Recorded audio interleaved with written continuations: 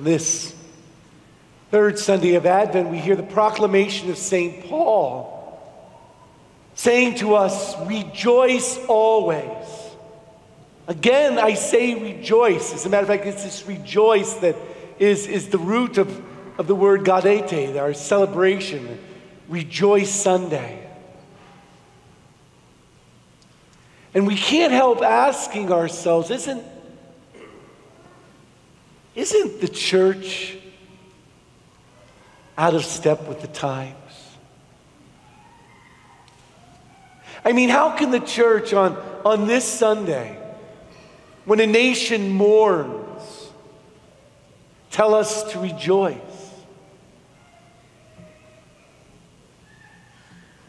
How can the church tell us to put on rose-colored glasses?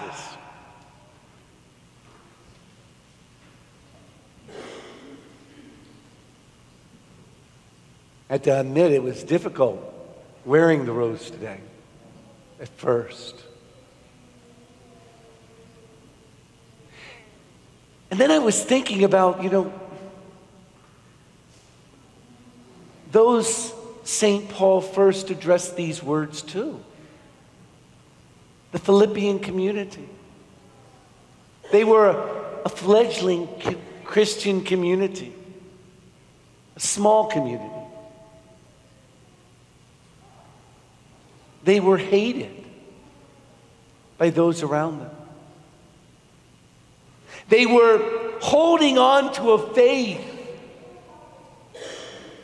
that was a stumbling block to the Jews and folly to the Greeks. They experienced persecution and hatred from those around them. They were mocked with their Christian joy by those around them. They were a community that were unsure about their future. And so they were filled with anxiety. And anxiety, St. Paul tells them, that they have to let go of. Because they did not know what their future held, at least in their minds. And so it's this battered Christian community, this community that knew suffering and loss, this community that was hated by the world around them, that St. Paul says today, rejoice, brothers and sisters, in the Lord. Rejoice always. And some of them, like us today, might say, really? You want us to rejoice? How can we rejoice? St. Paul reminds them that they have experienced a peace beyond understanding, a peace that the world around us doesn't get, a peace that can only come in communion with Christ. A communion that is a communion with his cross, his suffering, his loss, as well as his victory.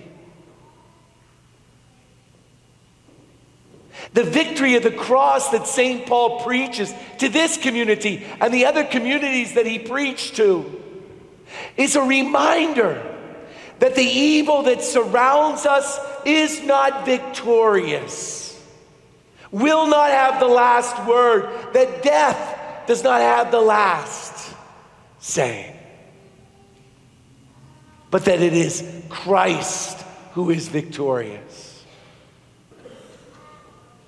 And so every year, in the midst of the growing darkness and evil around us, as the days get shorter, and like that first Philippian community, when we feel like we're being hemmed in and surrounded by the enemy, the church reminds us to rejoice. To rejoice. Because no matter how dark it may seem, Christ is triumphant over evil. And on this weekend, when there is such heartache. We are reminded that a time will come when parents are reunited with their children, when family members are gathered together again, when we will live forever with no more suffering, no more sickness, no more confusion, no more evil. St. Paul is reminding the Philippians and us in the midst of this dark season that our futures are not uncertain, but rather we have the certainty of living forever in paradise. And so, in the midst of this rough journey that we've been on, we face in a week Christmas, a celebration, and like those coming to John the Baptist who announced the first coming of Christ, we may ask ourselves, well, what are we to do? We feel stunned. We're not sure what we should do next. We should heed his words. Continue to do what you're called to do. Don't stop. Go to work. Be fair.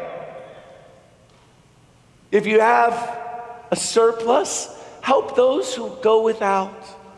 Share what you have.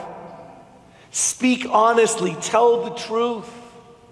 Be satisfied with your wages. Do the ordinary things in an extraordinary way. Or as St. Paul tells us, praise that the whole world may know your kindness. And so, on this third Sunday of Advent, when we find ourselves in the midst of a very difficult journey, we recall who we are called to be in this darkness. We are called to be a light shining brightly. We are called to try to explain to the world what they can't understand, a peace beyond understanding, a peace that comes by living in communion with Christ. We're called to live each day, loving one another as we have been loved. In your pews this weekend, you'll find in the missal racks half sheets, and if there's not one in yours, there's extras at the back of the church. Invitations. Because we know that there are so many around us who have become lost in the darkness. Those who have separated themselves from us. And we want this Christmas and the days ahead to be an opportunity for them to find their way home, to experience that joy, that peace beyond understanding. And so take these papers and maybe give them to a loved one, a neighbor, a co-worker, or an acquaintance that has drifted away. Invite them back with your family to come with you to the Christmas celebrations. Invite them to participate in a Catholicism course we're going to be offering beginning at the beginning of January, on January 6th, between the 8:30 and the 11 o'clock Sunday Masses. Invite them back. Because the world needs the light. The world needs the peace. And the world needs the joy that comes in communion with Christ.